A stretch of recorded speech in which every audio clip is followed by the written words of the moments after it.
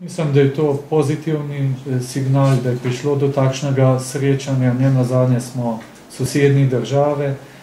Jaz sem bolj vesel tega, da očitno referendum ne bo uspel, kar se tiče vstopa Hrvaške v zvezi NATO, ker število podpisov je izjemno nizko,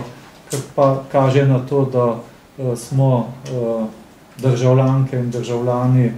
zreli in dejansko to vstopanje Hrvaške v zvezo NATO pomeni mešanje hrušk z jabolkom, ko to želimo izenačiti z postopki vstopanja Hrvaške v Evropsko unijo. Jaz mislim, da danes bo en tak ljudnostni pogovor, prijazen pogovor, kakšnih posebnih rezultatov pa ne pričakujem, ker mislim, da